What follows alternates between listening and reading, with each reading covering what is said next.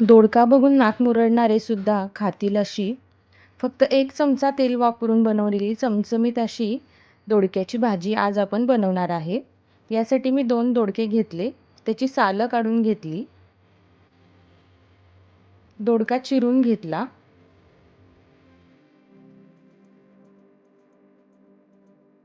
दोडका चिरताना तो मी असा गोल आकारामध्ये चिरून घेतला आणि नंतर त्याला 4 भागामध्ये आपण त्याला डिवाईड केलं आहे. तर असा दोडका चिरून तुम्ही घेतला तरी चालेल.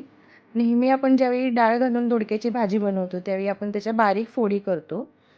पण अशा पद्धतीने भाजी बनवताना तुम्ही असा दोडका चिरून घ्या. कारण आपण हा दोडका पुढे जाऊन तेलामध्ये तळून घेणार आहे.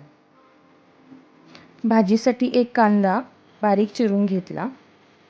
दोडक्याच्या भाजीमध्ये शक्यतो आपण टोमॅटो वापरत नाही. पण मी ही भाजी टोमॅटो घालून केली आहे. जर तुम्हाला हवा असेल तर इथं तुम्ही 1 टोमॅटो चिरून घ्या.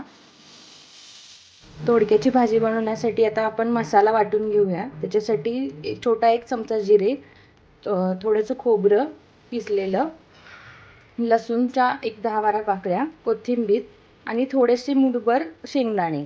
हे सर्व आपण आता मिक्सरला बारीक वाटून घेऊया.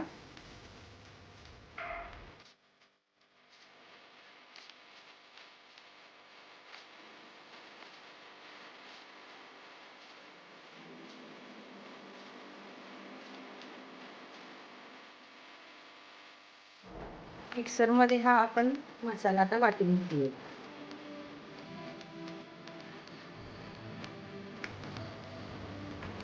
कढई तापल्यावर त्यामध्ये फक्त 1च चमचा आपण तेल ॲड केलं.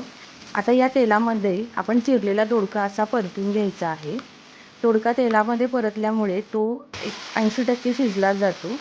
तो चांगला परतून घेऊन तो काढून घ्या. आणि आता आपण याच तेलामध्ये आपण ही सगळी भाजी बनवणार आहे. तेलामध्ये मोहरी तडतडल्यावर त्याच्यामध्ये पहिल्यांदा बारीक चिरलेला कांदा ॲड केला.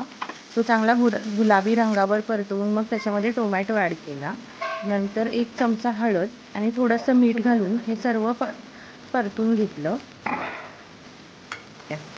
नंतर यामध्ये आपण मिक्सरमध्ये वाटलेला मसाला ॲड करायचा. ते यात आपण 2 चमचे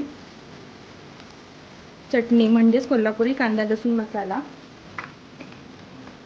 घालायचं आहे. हे थोडं परतून घ्यायचं करायचं.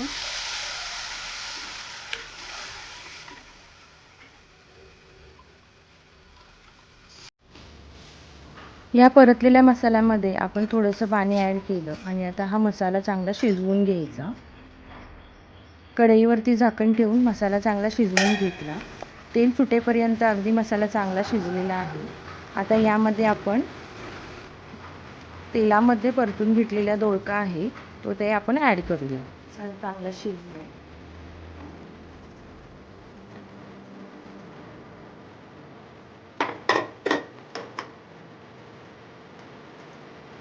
मी ज्या पद्धतीने दोडक्याची भाजी बनवली आहे तशी तुम्ही बनवून बघा. तुमच्या घरच्यांना नक्की आवडेल. आणि हो, आपल्या चॅनलला सबस्क्राईब करायला विसरू नका. सबस्क्राईब करा आणि बेल आयकॉन नक्की हिट करा.